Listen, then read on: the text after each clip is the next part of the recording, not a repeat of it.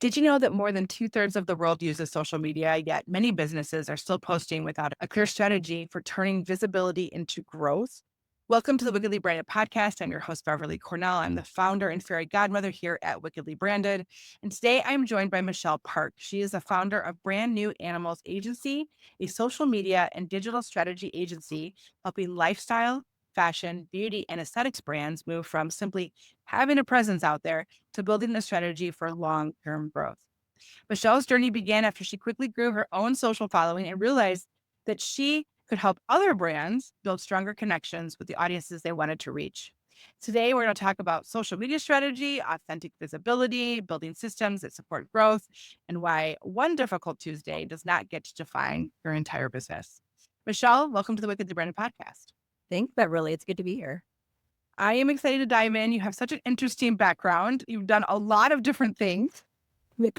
I know that in 2015, you began growing your own social following and it was faster than you expected. What were you doing differently? And even at the time, why were you on social and what were you doing? Talk about like the journey there.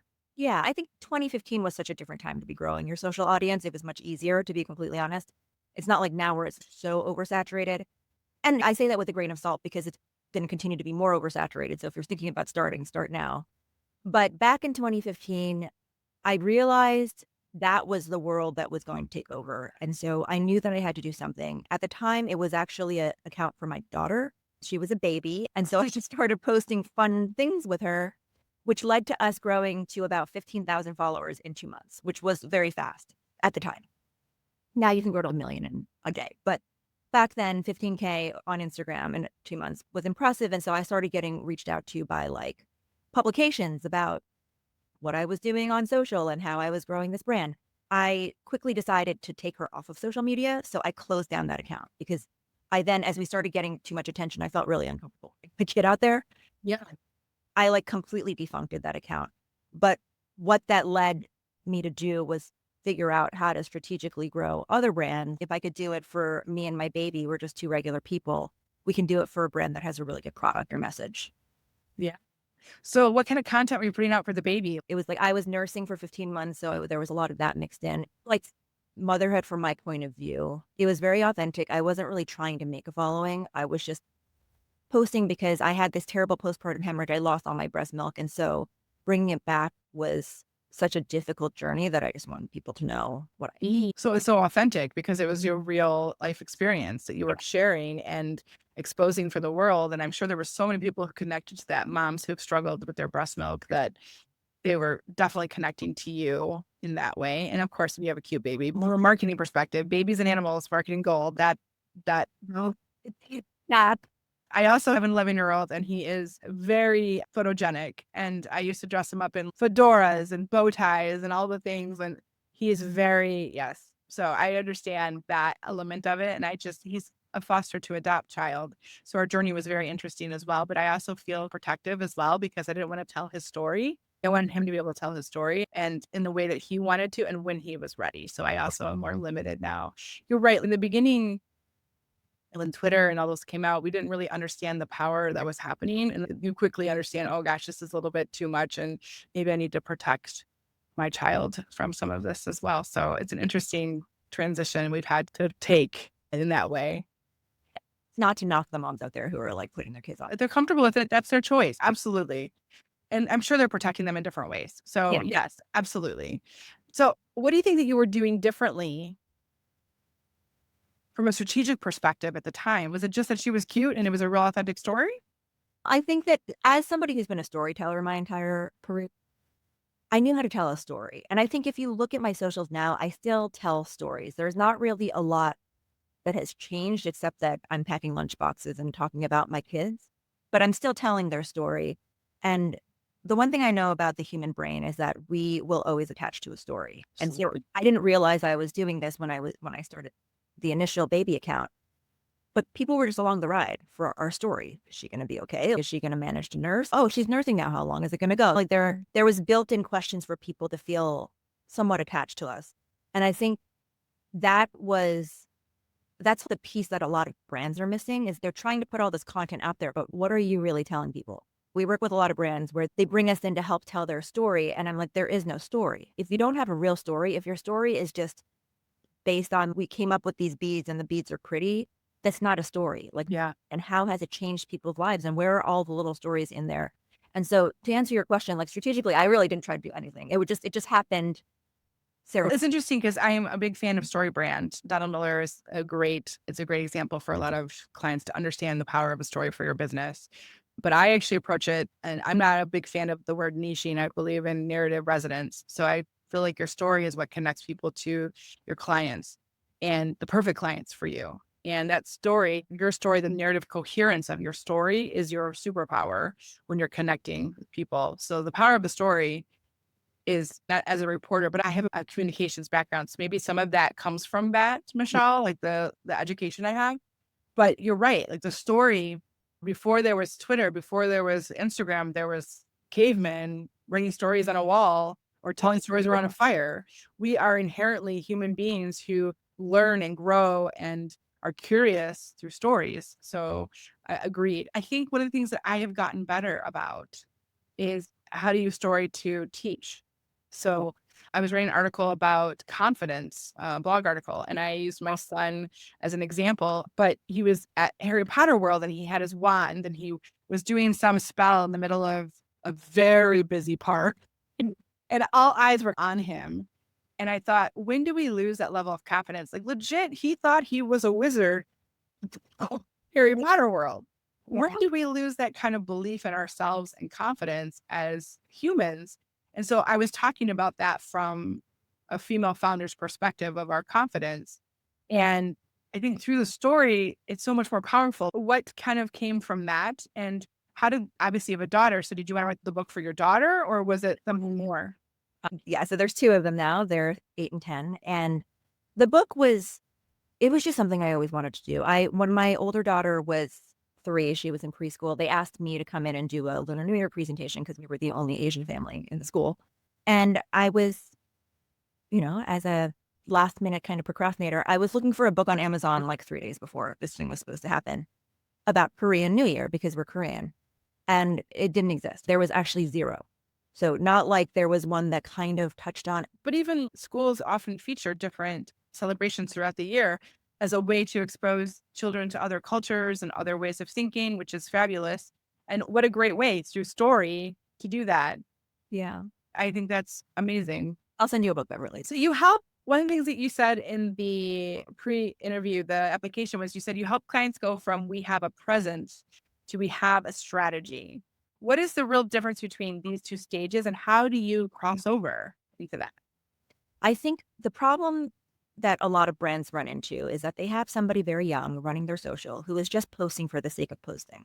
So like, hey, here are 5 different content formats and 5 different content buckets.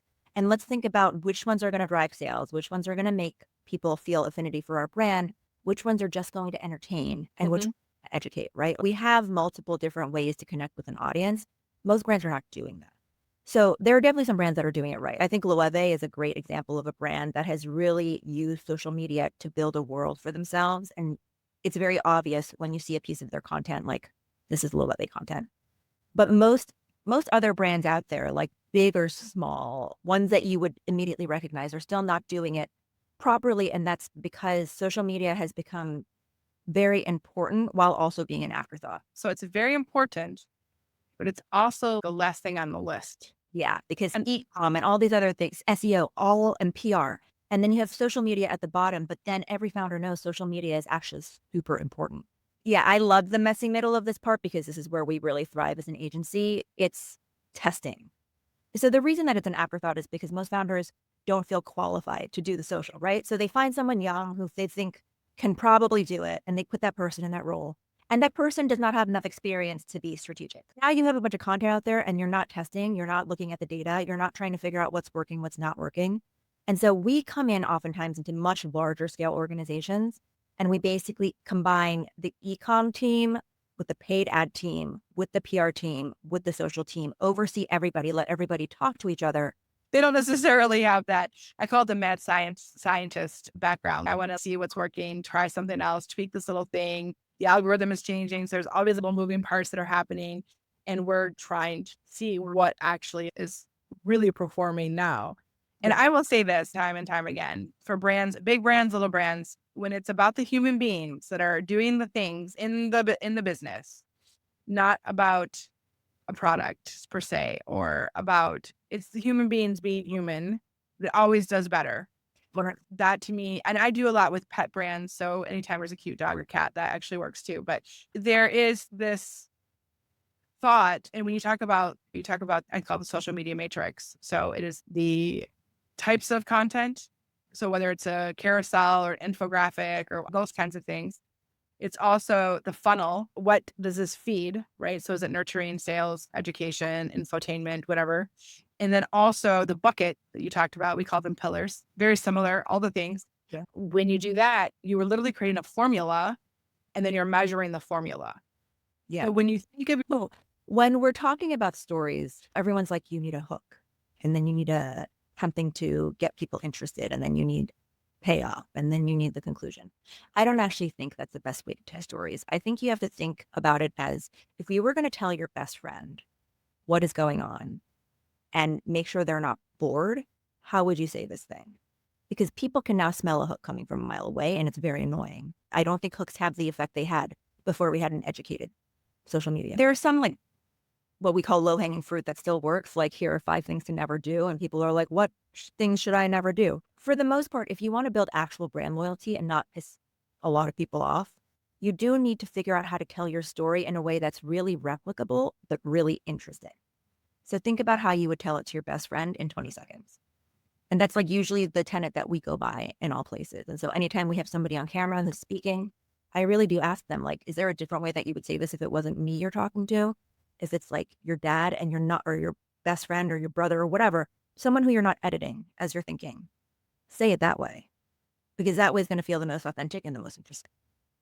do you think from like a news perspective, one thing that we learned in school was to always start with the lead, right? So start with the end, like the powerful end. Does that still work? Is that the hook that still works in? It really depends on the story. Like, I think if the end is something that still leaves mystery for the person, sure, start with the end. But if you tell the end and there's like nothing left to listen to, do not start with the end. Start with the beginning and the most interesting nugget, right? Like, a good example is I recently posted a video where it was like, I found my daughter's pillow in the garbage can, right? How did it get there? What happened? Why was it in the garbage can? And why did you leave it there, right? These are all questions that will naturally arise in the listener's ear. But then there are other stories that don't lend themselves to that, right? When the payoff is like my kid said something really funny, I want to save that for the end. I want Yes. really just depends on the story. But that's why I really think that most people need a strategist involved, because that's why most people can't tell the story. I've been telling stories for 20 years. It comes very naturally to me, but it's not something that is, you can't learn it in an online course in 2 hours. It is an art. There's a very much an art to it. You can tell, anybody can tell a story, but can they tell a story that doesn't bore your friend? That was the great differentiator you said that I think is powerful for as a listener. Talking, that's a bad thing. If they're dozing, like looking off into the off the window, you need to keep them centered to the conversation. So one of the things that you had mentioned in our pre-interview was this idea of starting a newsletter. And I just posted something this week about the biggest mistake that I ever made in marketing was not starting a newsletter for 12 years. And how I was a huge advocate for my clients starting it. But for me, I'm the cobbler's kid with no shoes, essentially, and just didn't want to spend the time to do that. And now that I have a lot more content and I'm sharing more stories and I have things that I want to get in front of people and I don't have this list, this magical list, that's been one of the biggest mistakes I have made as a founder over 15 years. So what is drawing you towards email as this next part of your visible strategy, your visibility strategy? Why newsletters? Why now? And what makes it so important for you now? Oh, I don't know if we're going to do a newsletter. I saw your question, Beverly, and I was like, we don't have one. I would love to hear your thoughts on why we, but yeah, it seems like a lot of work. I don't know what that's like. It's storytelling too. It's taking the best stories you have and sending them out. The nice thing, and I'm sure you've heard this, is you own your list. When you go on social, they can be taken away from you in a second. Some algorithm or some bot could think you're doing something nefarious. And take you down tomorrow and you lose your 15,000 fans or more or whatever. And so this idea of being able to communicate with your fans when you want to, there's all kinds of things that are happening in the back end. And when you send an email, you get 40 to 50% read rates or open rates. So getting access to them in that kind of ability is very empowering. So my list is a lot smaller on my email list than it is on my socials, but it is people who are actually engaging in my content on a really regular basis. Did you build that list? Pardon? How did you build that list? Yeah, so a couple different ways. I went to my socials and said, hey, follow me. That's a low-hanging fruit one. But I also, my first book is for free on my website. So they get the first book for free. I'm in the process of writing a second book right now. So I have a companion workbook to the first book. And there's other things that I can give away. I've done quizzes, other things, lead magnets, being on other podcasts and then having something to give to the podcast audience that has value. I've done talks and given things away on customer journey or how to tell a good story or some of those things as well. So it is a more personalized experience based on the tag you have. So if you're in a podcast, you're going to get certain communications. If you're a client, you're going to get certain communications. So it is getting more sophisticated for sure. But it's really just been over time. I have a LinkedIn newsletter as well that has several hundred people on it as well. And that's doing really well. There's just a few different ways to do it. But it is something that you own, which I think has a lot of power over time, especially for you to nurture and build relationship and keep them in your orbit after your initial meeting, whatever that is, like our meeting today or at an event I've spoken to or I've networked at or whatever. I can still keep them in my orbit in some way and connect with them and nurture them. I do believe in rich relationships. I believe in making sure you have real relationships with people and not just, it's hard now on social. Like there's a lot of people I don't even know that are on my socials that I'm like, in the beginning, I knew everybody, and now I don't know everybody, and it's a little intimidating. But for the most part, my newsletters, I pretty much know everybody there, had some kind of conversation or connection with them that makes it more than just a stranger, for sure. This is my question. For sure. When you look at your own marketing, what do you think has been the hardest for you to do? What's been the messy middle for you? You mean like my marketing for my own socials? Yeah. So marketing for my business, we haven't really done any, to be honest. And I think that's something that is also on my goal list. We're at like full tilt right now with our team and our load. And like thankful to the universe for that. We're very busy. But I do think that in my next phase of this, I think I'm in the messy middle because I'm trying to figure out like what is the next stage of this. Our marketing has been 100% word of mouth. There has been no other way that we have done it. And it's because we're strategy, right? So it's not like something where, let's say I put up a Google ad, like probably 99% of people are not going to need strategy for social media. So I didn't even know truly how to market around it. We're very fortunate that we were like, people identified very early on that I was able to build a brand. And so that kind of catapulted us from 2015 into now. And we're still a small team. We're a team of 5. And we're like partnered up with some larger agencies. So we help their clients. But other than that, we haven't really done much marketing. And my team keeps saying, we need to start a social. Like, why don't we have a social media account? So we're going to do the account first. And then we're going to be Based on what you do, you're totally fair.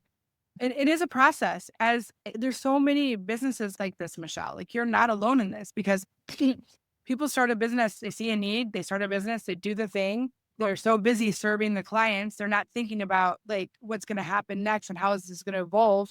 more. And so they're that long-term strategy because honestly, as marketers, we do marketing for everybody else. And by the time we get done with that, it's like, we don't want to think about ourselves. Cowper's kids, no shoes. And I think for me, 2 years ago, 3 years ago, maybe, I decided I want to be the best case study for my clients.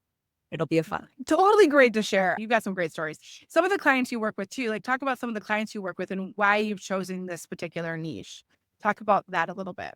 I think I've always had an interest in fashion, beauty, aesthetics, all of that stuff. I love fashion. I've always loved fashion.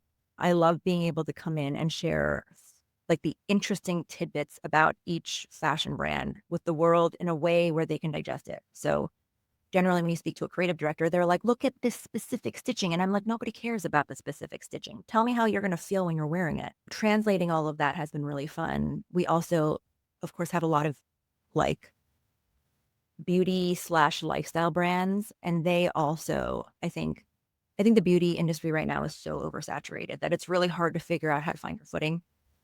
So it's been, and I've been interested in beauty and skincare my entire life. So it's another, I think I just took my hobbies and I turned it into a business. I think that's what it is. That's beautiful. You said a word that struck me, which was translating. I believe that the founders that I've worked with, they're like brilliant, right? The people, the creative directors, the people who are doing the work within companies are brilliant at what they do, but they don't always know how to translate that into the marketing and the strategy and the story that's going to connect with the people who actually want or need to wear that shirt to feel dynamite when they go into that interview or whatever that looks like for people. And that translation is like magical because you're right. The stitch was really important to them and maybe it holds up well or whatever. But at the end of the day, does it wash well? Is it going to wear well? Or is it simply this shirt makes you look expensive, right? How do we, I think it's this idea coming back to the beginning of our talk that social media is at the end of the list. I think if everybody saw exactly how impactful social media could be, they would probably fire their PR teams because I think that the impact of social media has now outweighed PR. But when you look at a small founder or small business who has 20 people or 10 people or one person for that matter, they can't afford those kind of budgets or those kinds of shoots. But social media was an equalizer for anyone to be able to participate in this idea of being out there to the world and connecting with your ideal audience. And watching that evolve over the years, watching more and more people be able to equalize in the world and have sometimes even more impact than the people who have all the money, right? Has been revolutionary. It's revolutionary. It's giving the power back to the people. And that is something that has changed the entire landscape. And now video and how you consume video is so different than TV. And it's all changing and evolving and going back to the user, the individual user having more power and how they consume information, where they consume the information, what information they're consuming. And it's up to the businesses to understand what's happening. And like you said, evolve and play in that space to be able to understand what's happening out there. 100%. And it's hard to keep up, Michelle. I know.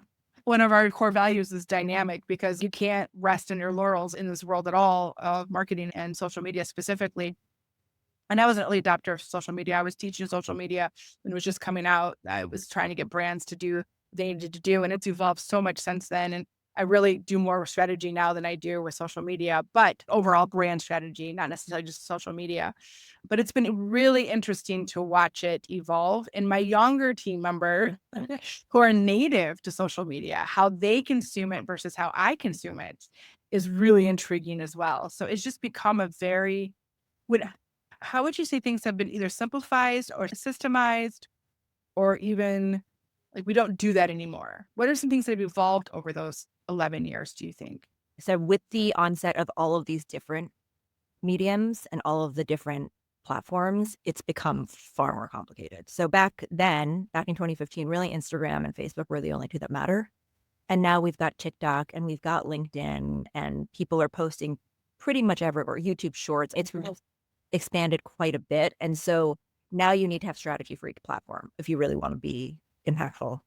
But other than that, what's changed is that in 2015, it was good to look perfect. Like everybody was talking about aspirational. And in 2026, it is really bad to look perfect. You do not want to look perfect because people are going to either assume you're AI or they're going to think you're inauthentic. This is my time then because I'm not perfect. Ooh. I'm going to fully embrace this, Michelle. My gray hairs and my wrinkles and all the things as I have gotten older. There's something really, you're right, authentic about you just being human in whatever that looks like. I agreed. And you're right. Like I am very suspicious of a lot of things now because of AI. Is that really a real person? Doesn't look like a real person. Doesn't sound like a real person. But you're right. We're becoming more discerning of. My Instagram stories are a good example of this because I will post like something that somebody else took of me that's curated and like photo edited and all of that. and I'll post it and I get maybe 1,000 views, right? So do you think that that is trust? Like they trust you to look because you look more awkward. They trust you more because you're just more real. Yeah, I actually think people feel connected to me. So I get a lot of, like I'm in New York City, so people approach me once in a while and they're like, "Oh my God, I love your videos," or whatever, but they feel like they know me. And it's because I'm like sharing all of the messy stuff. I don't really believe in, well, I actually try to avoid sharing the super, like I get a lot of access to things and I don't really like sharing that stuff because I think it's a little out of touch. So I really do try to just share this stuff that is more real. Like we all have struggles. We all have things that Yeah. it doesn't matter who you are or what you've accomplished, you're still going to feel that way. Right. So how do we let other people feel like it's okay to be that? And I think that's one of my responsibilities as somebody with a lot of following. Like I got to let people know that my life is not anywhere near perfect. Like it's real far from perfect. Giving them permission to be themselves. Yeah. And as you're talking, it's almost like I felt like a deep sigh of relief in the sense of you don't have to be so curated and so perfect. And I do think you're right. Like 2015, it was aspirational and it was very much this perfect. How could you be perfect in these spaces?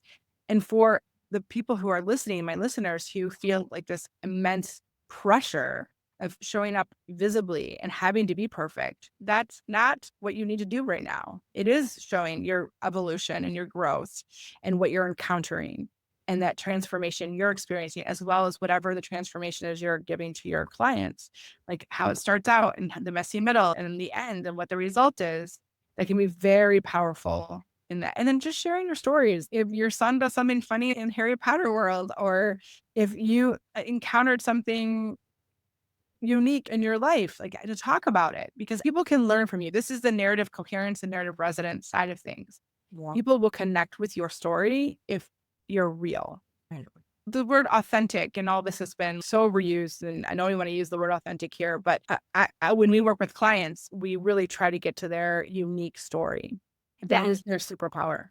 Actually, somebody asked me at a marketing conference, they were like, "What is your least favorite marketing word of all time?" And I said, "Authentic," because it doesn't mean anything. I use it all the time, so I'm also guilty, but it really just means like stop thinking too hard and being too precious about what you're getting out there and stop editing.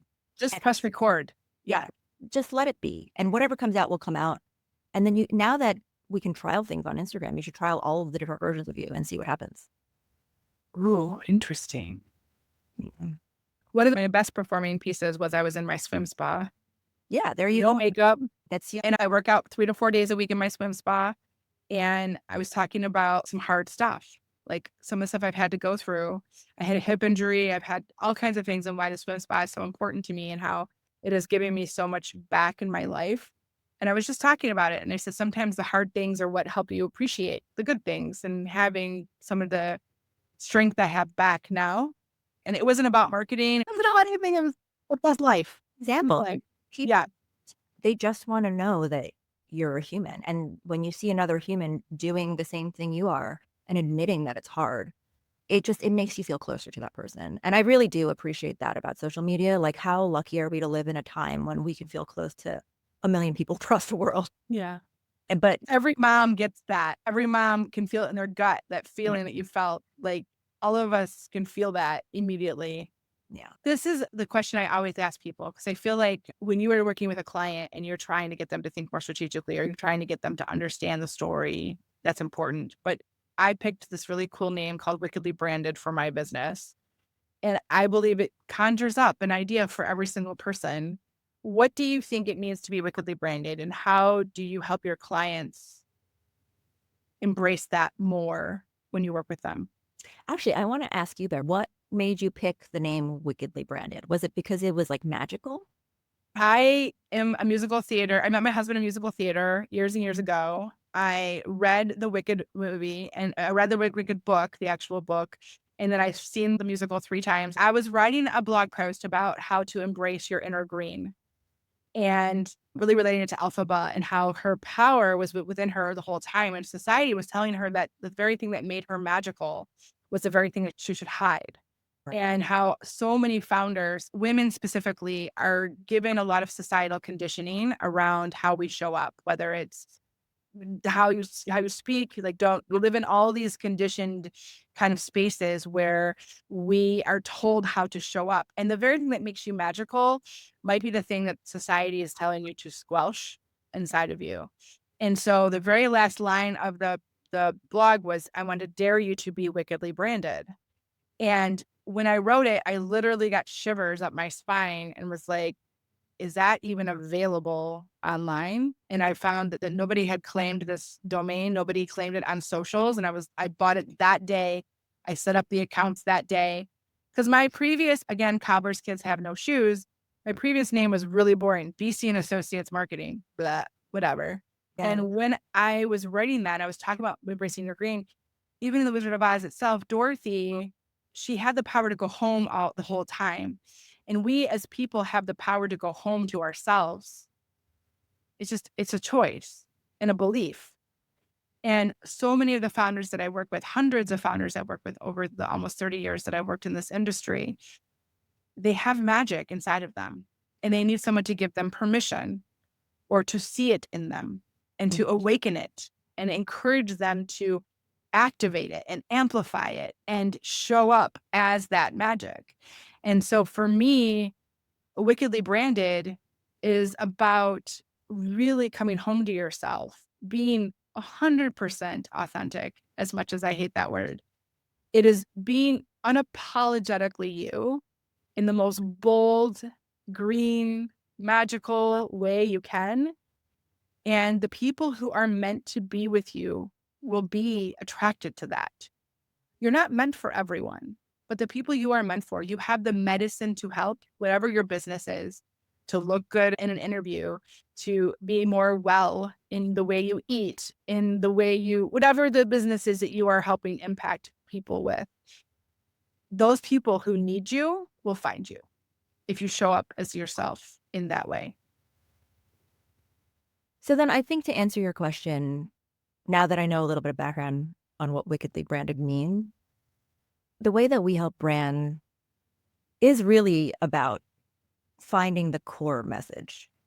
When it comes down to it, we're trying to find the core message and translate it for the audience, right? So a lot of founders get stuck in the loop of, I have this product. This product is better than this other product. We have to like, they're still all the way up here. And we need to get down to the foundation of like, why did you create this? Did you try the other product and you didn't like it? Or did you always have this problem and you wanted to solve it? Generally speaking, most founders are not like, I saw an opportunity to make money, so I did it. That's never the story, right? So what is the story? And once we figure that out for them, we let that shine. And I think we do this very long discovery month that usually turns into a discovery month and a half, where we sit down with everybody and try to figure out like exactly what is that nugget. And once you find that, then as you would say, magic will happen. The thing that connects everything together, because it is this magic that kind of runs through the organization, runs through the story, runs through the product or the service. Everything has led you to this moment, right? This moment in time. All of your life has led to here in some way, and not by accident, I don't believe. And so when we work with founders, mostly solopreneur female founders, we talk about some trauma. We talk about the celebrations. We talk about the things that have impacted them and really fundamentally changed them. And most of the time, it's not like the story is about money. Like you say, it's about a value that matters. Yeah. Like a woman who saw African-American women could not find wigs post-chemo treatment and found a way to give them custom hair to make them feel better after chemo. Yeah. For me, one of the things that I really feel really passionate about is this idea of understanding our clients, meeting them where they are, understanding who they are, because I've moved 20 times in my life.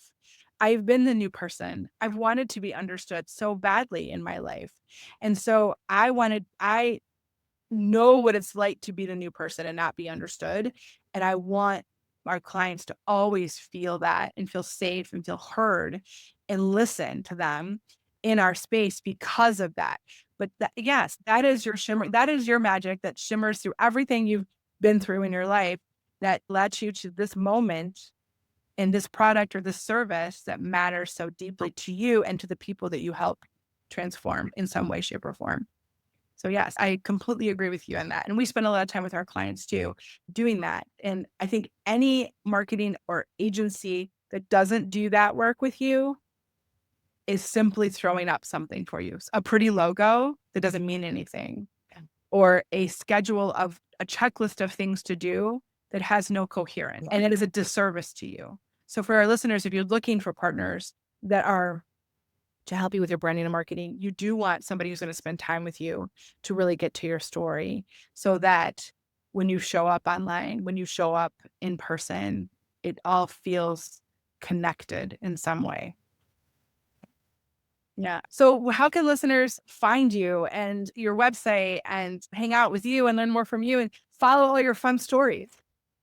I guess the easiest thing to get at is our website, which is bnanyc.com. There's a contact form you can use to reach out to me. Yeah, like that's everything lives there. And I'm excited to be part of your network, Beverly. I'm so excited to have you and to support you as you are growing. And do you want to share your Instagram, since that's like a place where you share all your stories? The one that I will be sharing this content on is called Mishy Skin Love. It's my skincare account. Okay. Yeah. You can get to all of my other Instagrams through all three. Thank you so much, Michelle, for spending time with us today. I appreciate it. And to my listeners, I really hope that this episode made you think about your story a little bit differently and gave you some ideas, and most of all, inspired you to take some sort of action to create a more coherent story and a strategy around how you show up online. Because here's what I know after years and years of working with so many people is your work matters and your message matters, and the world needs to hear what you have to say. They're longing for it in many ways. So marketing isn't just about authority or visibility and just showing up and checking that box. It's about the actual impact that you can make out there. And it's about connecting with the right people in a way that feels true to you and your story. So keep showing up, keep sharing your brilliance, and keep making magic in the world. And if you ever feel stuck, there are people like Michelle and myself who are here to help you not have to do it alone. We're here to help you turn your spark into a wildfire. But until next time, I want to dare you to be wickedly branded.